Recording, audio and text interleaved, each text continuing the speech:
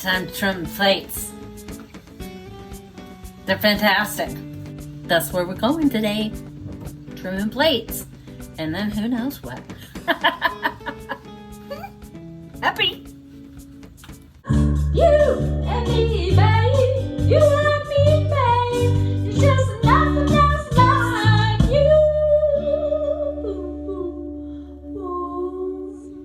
We're ready to go. The one that I used less clay in is too thin. So it'll get recycled. But the other ones look great.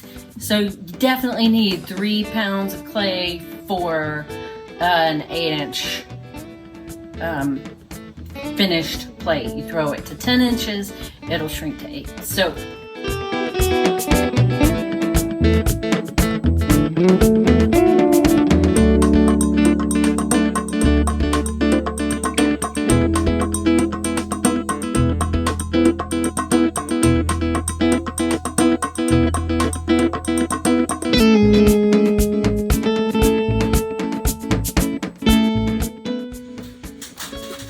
okay, so I cut this one apart because this is the one that I felt like was too thin. And it is,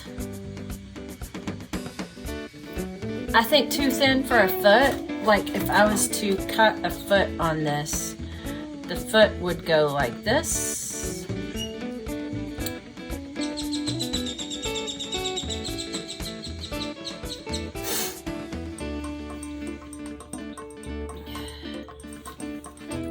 So if I was to cut a foot on this, I'd cut a foot, would be like that.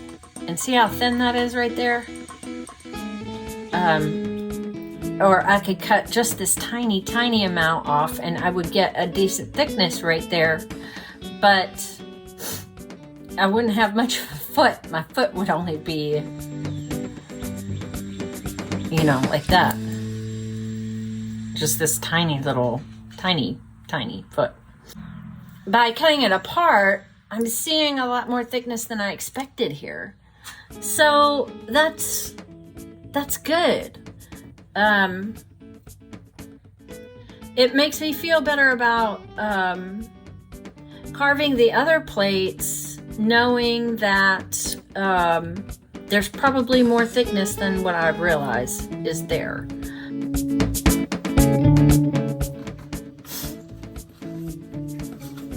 Check it out.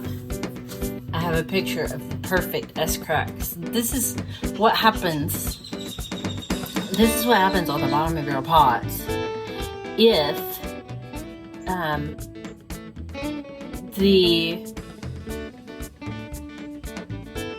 if it doesn't have space to move. Okay, so I cut off my plate so my plate isn't cracked like this, but what's left on the bat is obviously was stuck closer to the bat than it was to itself. So this is actually what happens when you get an S-crack. Check this out right there. The perfect S-crack. Whoa. So a lot of times you'll see this and people will call that, it's the same. They'll call it an S-crack and you're like, but it doesn't look like an S. Well, there's the S right there.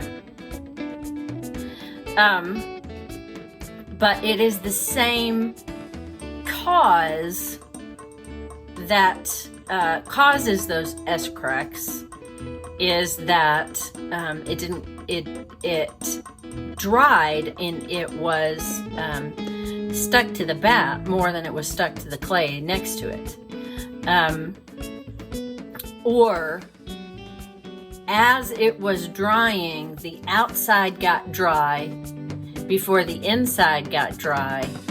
And so now the outside is hard and won't move, and the inside moves to the outside. So, perfect S.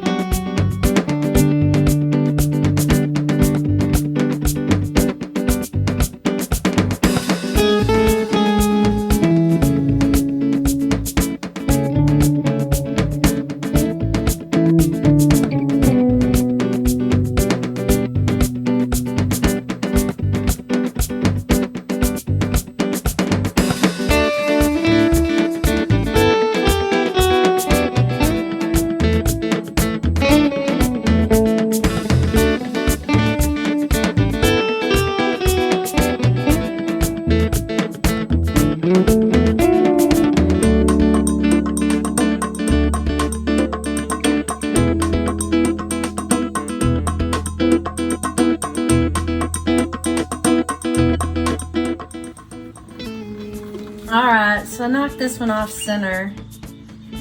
And I'm really interested to know just how thin this thing is. I ran into some problems at the very beginning and gouged it a couple of times, and I ended up trimming it. Look, it's already breaking off right there.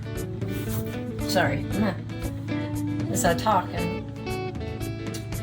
So I'm really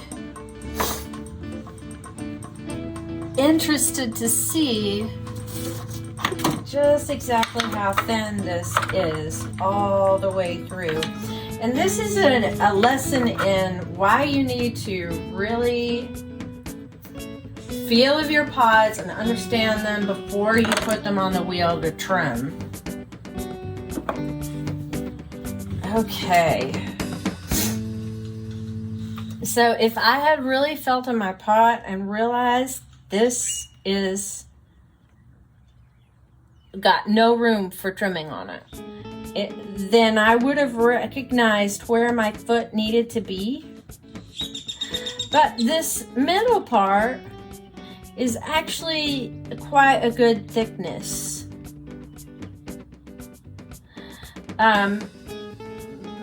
But I didn't have the shape in my mind of what this transition from the floor to the wall. I did not have that transition shape in my mind. And I started carving a completely different shape on the outside than was on the inside. And so I got way too thin in this area here. And of course, every time that you tap center or whatever, every time that you put any pot on the wheel head, it's going to be ever so slightly off center, if not completely off center. And that off centeredness, even though your foot is going to be on center because you're carving your foot, but that off-centeredness is going to mean that you can hold your tool in the exact same place all the way around your pot. In some places it won't cut through, and in some places it will. So,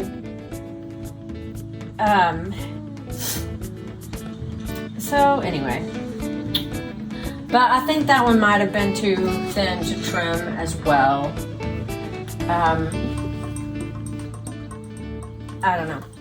It had a little bit more in the middle. See how it's got a little bit more in the middle? I like a plate that's slightly bowed in the middle because I like the juice to run to the outside of the plate rather than to the middle of the plate. And plates that we buy at the store are that way. That we bought in the past at the store are that way. But if you don't like that and you leave just a hair more in the middle, you don't trim as much off the middle, the weight there will cause it to sag and it'll straighten out in the firing. So if you got a bowed pot, that might be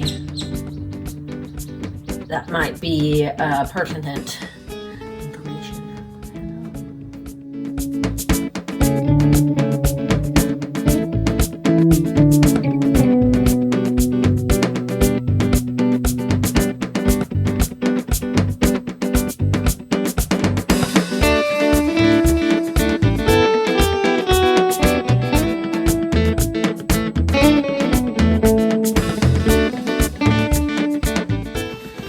Okay, so after throwing 7,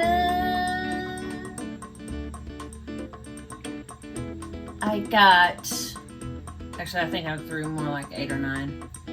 I cut several of them apart. After throwing that many, who's counting? After throwing that many, I got 6 plates. I lost 2 today, and I ended up with 4. So got my 4 plates. Very excited about that.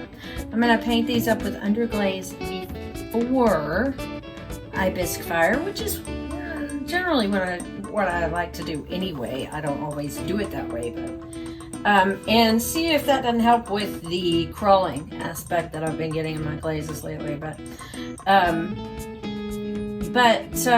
yeah, so takeaways, tips and tricks, whatever you want to call it, for trimming these plates. They trim up really, really well. But the biggest tip and trick that I can tell you about trimming plates is make sure that you know the profile of your plate. For example, this profile right here, the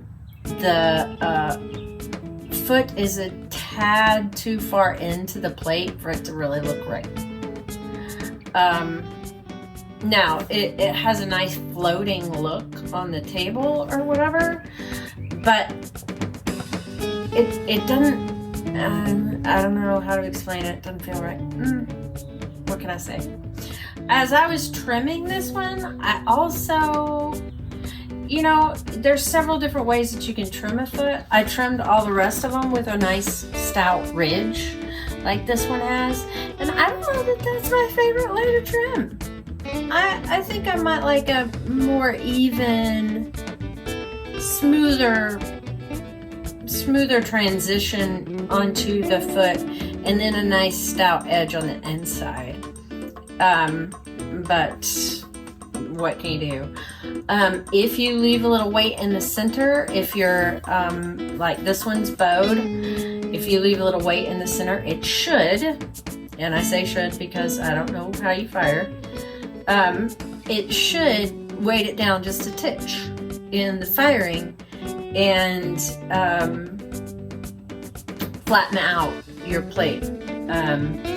But like I said earlier, the plates that we bought from the store are bowed, and I like for my gravy to go to the outside of the plate and not to the middle.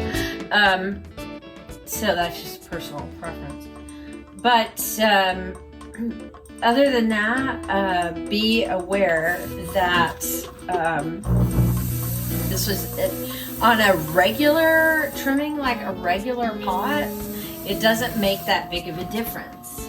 But I was trimming these on the bats they came off of, and if you've ever thrown plates, you know that the bat kind of bows up. Plastic bats don't. This masonite type bat that is so nice to work on while you're throwing, they do kind of warp from plates. Not a big deal. They always, get back to their regular shape. But if your bat is warped around the edge, then as you're trimming, your pot's going to be going like this around the edge. So turn your bat over. That's was a big deal of what I was doing. Turn your bat over and make sure that you get the, it's not moving at all right now. But Tim got one on here the other day that was so warped, it just went flying. The bat itself went flying. So, if you have one that's bowed in the middle, you want that bow to go this way, and give it a lot of water, and you can probably put it on later and it won't be bowed, because that's what I've been doing. But if your bat is bouncing up and down, then your pot's going to be bouncing up and down, and you're not going to get as level of a foot. It'll probably be fine. But, because, that's what this one was doing when I first started. But wobbly bat will cause you to cut through, as you're trimming in one spot and not on the other side of the pot. I want to figure that out, that's what was going on, that my bats just weren't trimmed, my bats just weren't even thickness, even thickness, that my bats were bowed. And that's why, my knife is doing this, because it's following the bat. So get you a nice flat bat, or check out the quality of your bat so that you can adjust before you start trimming. Another big thing is some of these were too wet. I trimmed them anyway.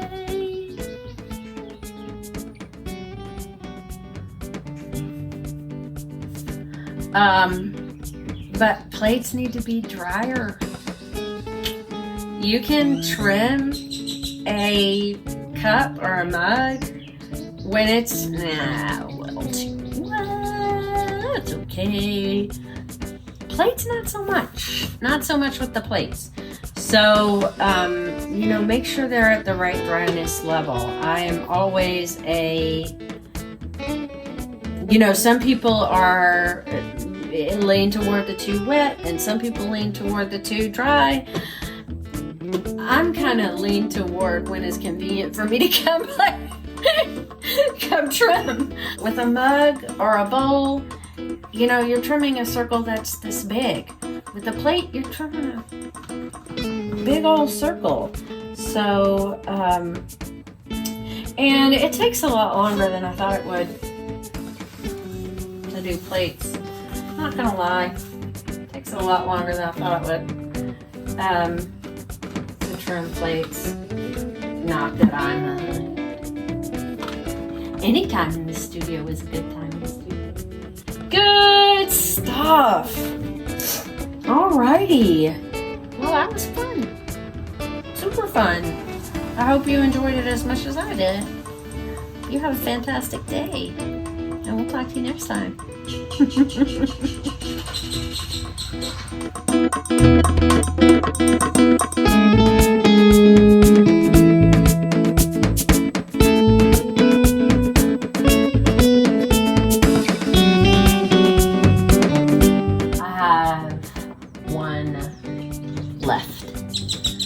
One plate trimming left, and I'm glad, because this is taking way longer than I thought it would.